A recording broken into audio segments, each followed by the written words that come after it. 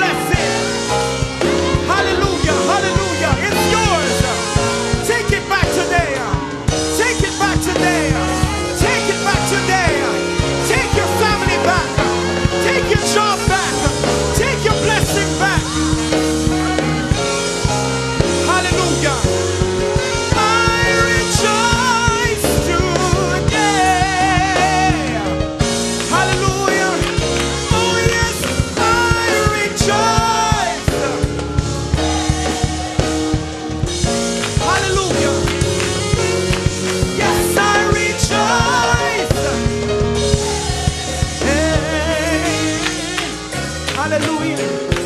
Yes, I rejoice today, for I shall recover it all. Hallelujah.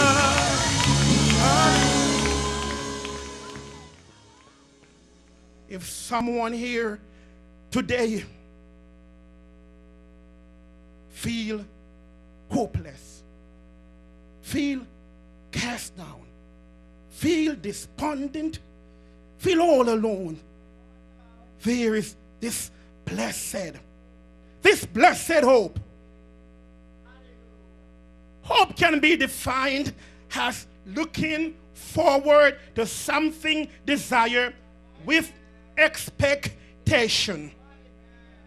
To cherish a desire with anticipation. I am looking forward for this blessed hope and the great return of our Lord and Savior Jesus Christ. It will be a spectacular event, a one-time event. It won't happen again. It won't be long now. When I see Jesus, it won't be long now when he appears. The clouds of glory, it's getting brighter. It won't be long now when he appeared. From the human and modern way of seeing hope,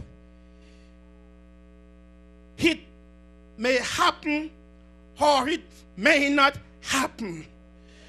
The storm may come on the East Coast or it may not.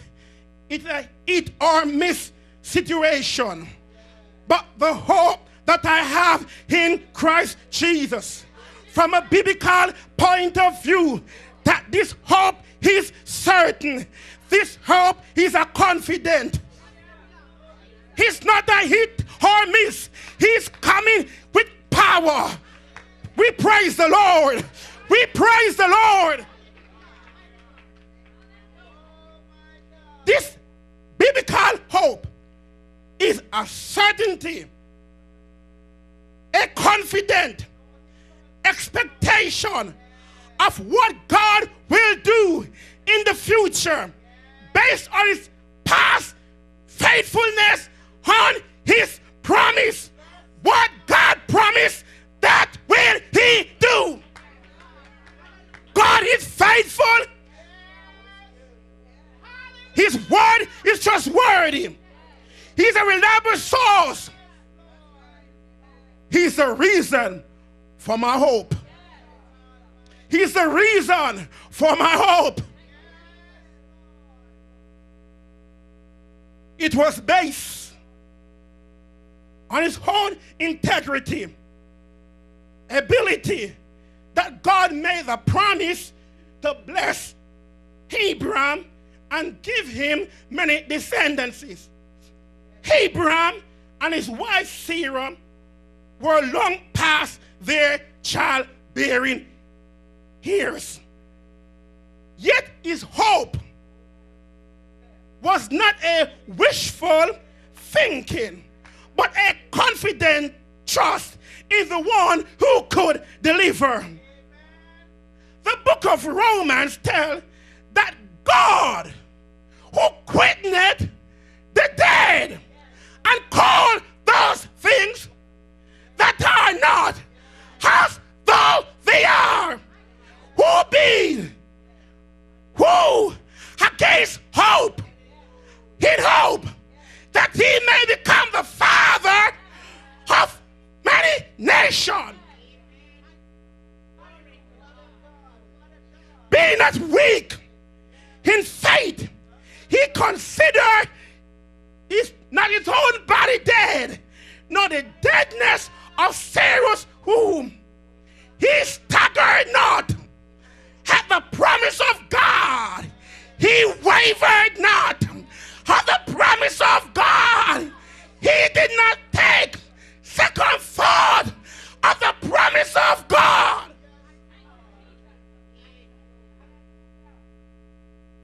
But was strong in faith, giving glory, being fully persuaded that he that had promised, he was able to perform it.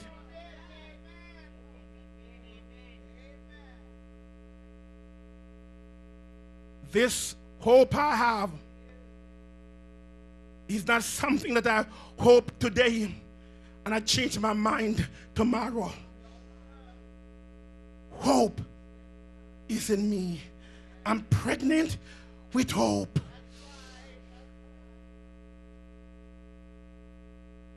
Biblical hope is hope in God and His promises. Even though we have not yet seen the complete fulfillment of the promises, this kind of hope is solid, dependable. This kind of hope is the anchor for the soul. This kind of hope, it is sure, a sure foundation built on a strong and solid rock. This is the hope and wish the child of God must live their life. I've been through enough to know that God is enough. I've been through my misery and I've drank the bitter gall. But when I look around and see that I'm still alive, then I have hope in God. I should have been dead and gone.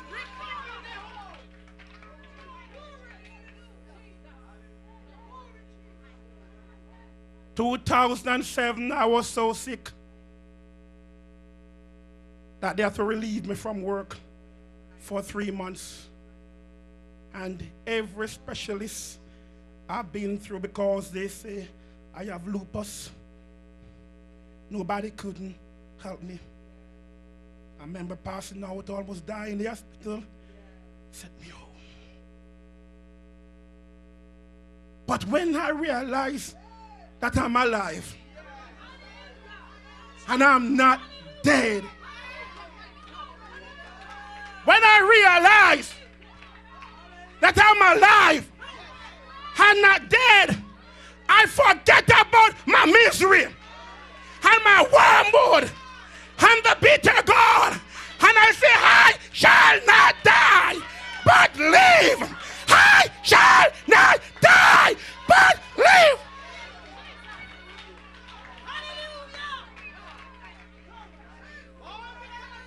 When I recall, when I call back into memory what I've been through, what I'm going through, and I am alive, therefore I hope in God. It is the Lord's mercy that I am not consumed. It is the Lord's mercy why you are not consumed. His compassion fail not. They are new every morning. Great is thy faithfulness.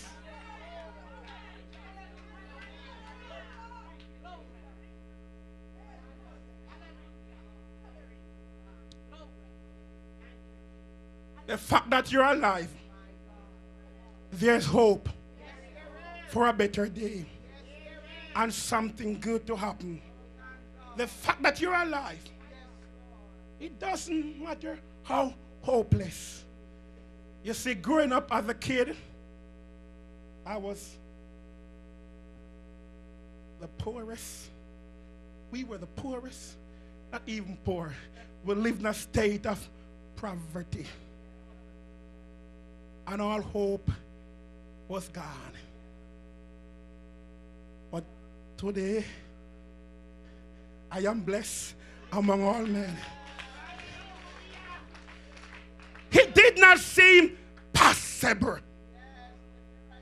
But when I received the Holy Ghost, way back in the 70s, I got hope within me. And this hope don't get old and cold. It's new every day. You see, it's one thing to have it tough at home, and we cry at home and behave funny, and on the job we have it rough. But you see, when I get to the house of God, you can't know if I have home problem, job problem, or any problem at all. I heard Peter said, he had a chosen generation, a royal priesthood, a holy nation, a peculiar people. I have been called to show forth the praises of him who has called me. I'm not called to come to church and fold up, but to show forth the praises of him.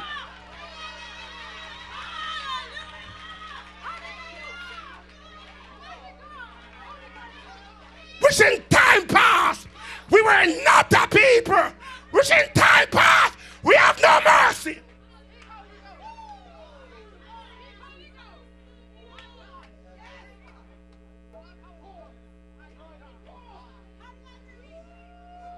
For as much, if you do not know, I want to remind you that you have been bought with a price.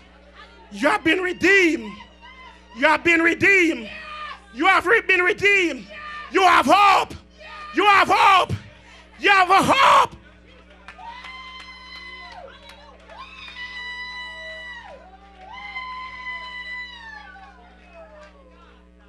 Stop. Let the enemy whisper negative stuff in your ears. You are no good. You can't make it. You can make it. Yes, you can. Yes, you can. Yes, you will. Yes, you will. Yes, you will make it.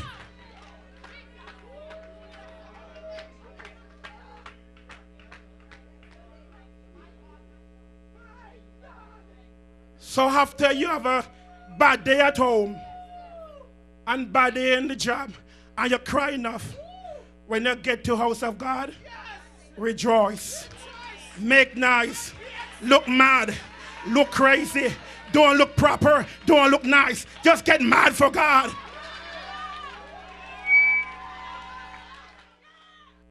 So I heard David said, why I don't cast down?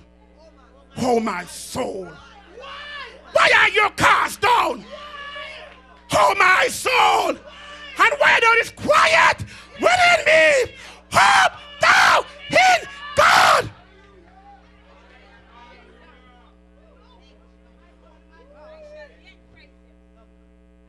For in that state of whatever, I will still praise him.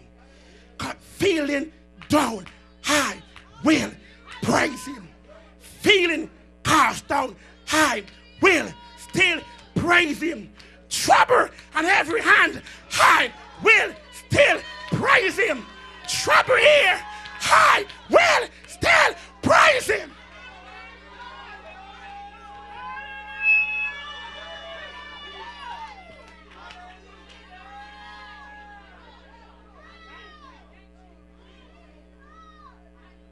I read of a woman in the Bible, and she's my best friend.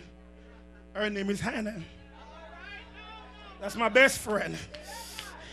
And every time I talk to her in the Word, praise God.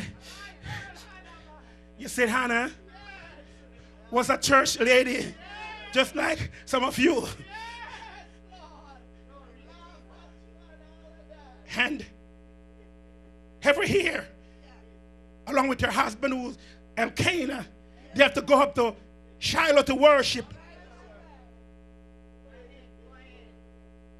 But Honor was considered to be a barren. You see, when you are barren, you can't produce. When you are barren in the spirit, you don't shout. You don't even have a testimony. You come to church and you go back home. That's what barren people do. They don't produce. You have some land, you don't make sense, you even try to plant anything, it won't come. Barren, hard, won't yield her fruit. And she have an adversary in the church named Penina. And Penina used her issues to oppress. She was a sneer in the back of that woman. The Bible says her adversary provoked her sore for her to fret. And because the Lord had closed up her womb. What did Hannah did when she get to church? Hannah sit down and cried all day in church. And she did not eat. I have no problem with people crying.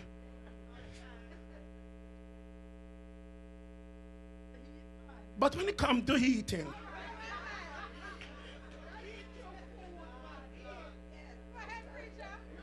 I'm talking about heating up the word of God.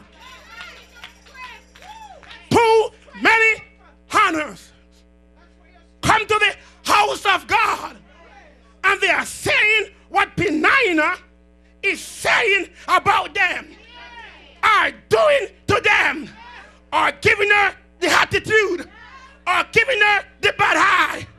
But Hannah, your responsibility, your job is to heat up the word.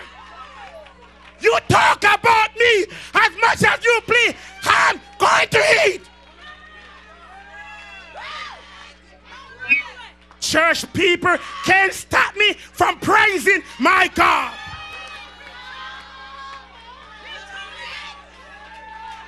You can't stop me from praising my God.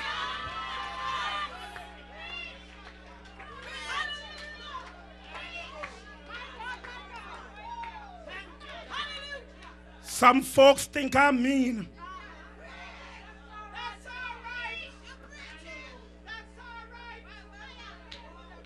But I'm just sharing this sign. You can't stop me from praising my God.